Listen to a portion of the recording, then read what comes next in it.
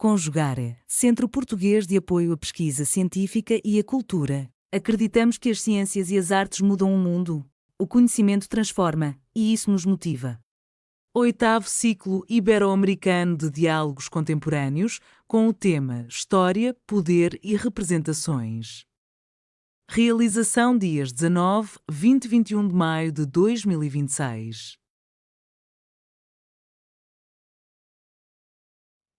Eu gostaria de começar essa apresentação agradecendo aos organizadores do oitavo ciclo ibero-americano de diálogos contemporâneos pelo aceite desse trabalho. Esse é um trabalho conjunto meu, professora Miriam de Oliveira Santos, da Universidade Federal Rural do Rio de Janeiro, e da professora Maria Catarina Quitolina Zanini, da Universidade Federal de Santa Maria, no Rio Grande do Sul. Esse trabalho representa uma revisita aos nossos campos etnográficos que foram realizados no Rio Grande do Sul.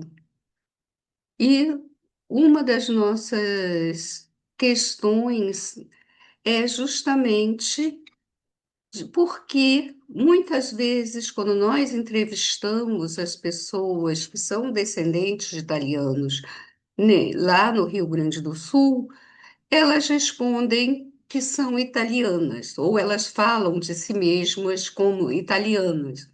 Então, nosso ponto de partida era entender como é que essa identidade de italianos perdura depois de mais de um século da grande migração para essa região.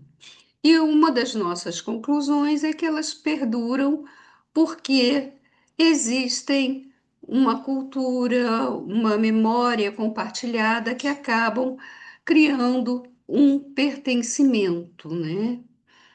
Eles vêm para cá no início da década de 1870 e é uma migração significativa, pelo menos 100 mil italianos até o final do século XIX, e apesar de essa primeira leva vai majoritariamente para o Rio Grande do Sul, com alguns indo também para o Espírito Santo, e a imigração para São Paulo é posterior, e aí já não vem tanto do norte, mas mais para o sul da Itália, né? E é uma migração mais diversa, ao contrário dessa do Rio Grande do Sul, que concentra uma pequena região da Itália. E principalmente é uma migração camponesa, e nós acreditamos que isso faz grande diferença até nessa manutenção da identidade. Então, como eu disse, a gente está tentando entender esse paradoxo que como é que você pode se considerar imigrante, pioneiro, né, italiano, se você não é, na verdade, né, você é um descendente de imigrantes. E nós descobrimos que tem vários fatores de permanência dessa identidade, mas que, apesar de você ter na Itália a ideia do jus sanguinis, né, inclusive com a concessão de cidadania, o principal é essa construção de um pertencimento cultural e as memórias que são compartilhadas por essas pessoas, principalmente através da família. Como marco teórico, nós usamos principalmente Barth, que trabalha com a identidade construída a partir da fronteira, da divisão entre nós e os outros. No caso, eles se veem como nós, os italianos, e os outros seriam os demais brasileiros, né? A gente trabalha também com Machado, com Seifert, que vem esses colonos italianos, como eles se definem, como uma espécie de campesinato de origem étnica, né? É um tipo particular de campesinato. E também, né, nós, de novo, uma das coisas que nós observamos na nossa pesquisa é que o conceito de italianidade, ele não é biológico, né, mas é uma construção social. Como nós dissemos, a família é importante. Primeiro, porque a família no campesinato é fundamental, né? Ela é ao mesmo tempo uma unidade afetiva, uma unidade de consumo e uma unidade de produção, né? Zanini defende que a família também é vista como um patrimônio.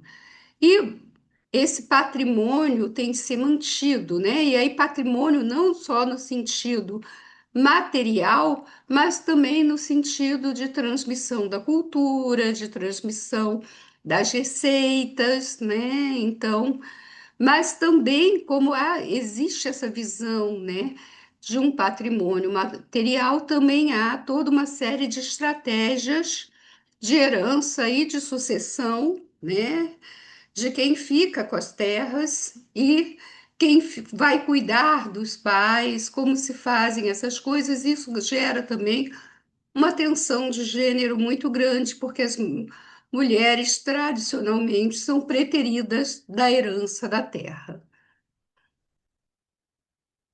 Também uma outra característica, né, do que a gente observou nessa região é a ética do trabalho como se fosse um marcador que distingue os descendentes de italianos dos outros, né? Então, que também é uma característica camponesa, né? Essa ética do trabalho duro, do trabalho penoso, né?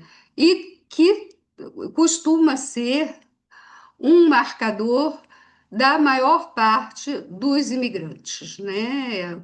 O discurso é sempre que eles merecem estar ali porque são eles que trabalham. Então, tem aí uma característica bastante grande nesse ponto.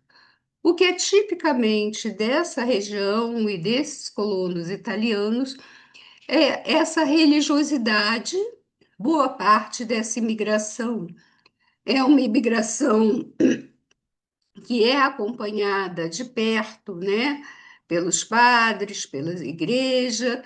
Nós temos os escalabrinianos, que foi uma ordem católica criada especialmente para acompanhar os imigrantes, e inicialmente os imigrantes italianos, né? Hoje em dia eles atendem qualquer imigrante, e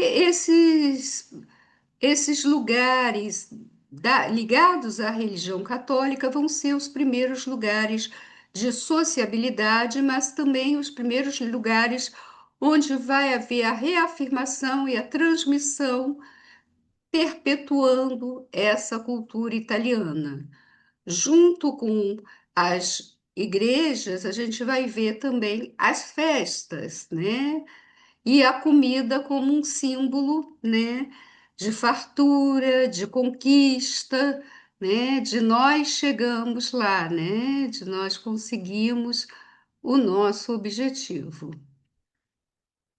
Mas como nem tudo são flores, a gente tem o período ditatorial do Getúlio Vargas, com o Estado Novo de 1937 a 1945, que apesar do nome, né, não coincide com o Estado Novo americano, é um outro, o Estado Novo português, desculpa, é um outro tipo, né, de conflito, mas é um Estado centralizador que vai discursar violentamente contra, né, a República, né, o primeiro período republicano do Brasil, e principalmente contra os imigrantes, é o período da Segunda Guerra Mundial, né? Italianos e alemães, que eram os maiores contingentes imigrantes do Brasil até então, estavam justamente do outro lado, né, na guerra. Então, eles são proibidos de falar a língua, existem várias manifestações, né, culturais que são proibidas, muitos deles com medo, né, porque são presos na rua por falar em italiano, acabam se fechando, né, da sociabilidade vai ficar por esse período bastante restrita à casa e à família. Alguns, inclusive, vão enterrar nos quintais livros, objetos, com medo, né, da polícia, de serem presos, né? E não era nada demais, era basicamente livros escritos em italiano, né? Mas como há toda uma proibição da língua, toda uma repressão, começa a ter o que a Catarina Zanini chamou de varredura cultural, né? E depois disso, eles chegam, de certa maneira, a um meio termo, né? E é um momento em que é uma identidade brasileira, verde e amarela, mas com uma origem italiana. O que a gente vai ver depois, né? Principalmente depois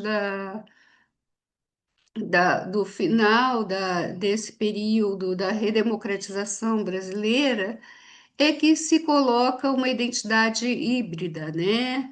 Ítalo-brasileira ou ítalo-gaúcha, e que a gente vai ver que é resolvida, né? É conseguida através de uma negociação entre essa herança europeia e o contexto brasileiro, né?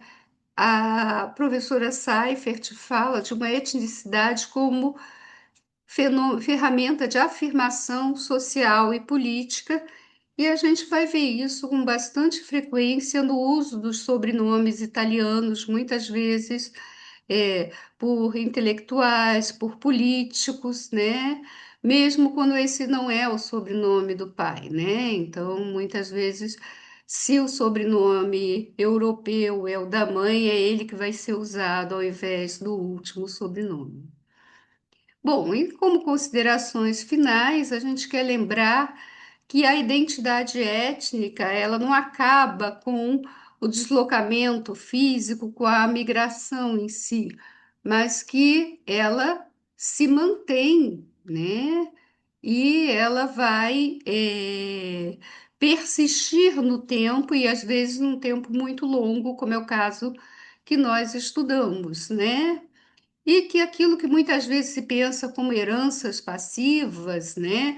Família, religião, alimentação, memória, na verdade são elementos ativos que vão alimentar essa identidade, né? É uma identidade que ela não vai se dissolver no contexto, no novo contexto nacional, mas pelo contrário, ela vai se transformar, se reconfigurando em função daquele contexto. E, por fim, a gente reconhece que a italianidade, né, ela é um campo dinâmico que está sempre se transformando e encontrando novos significados.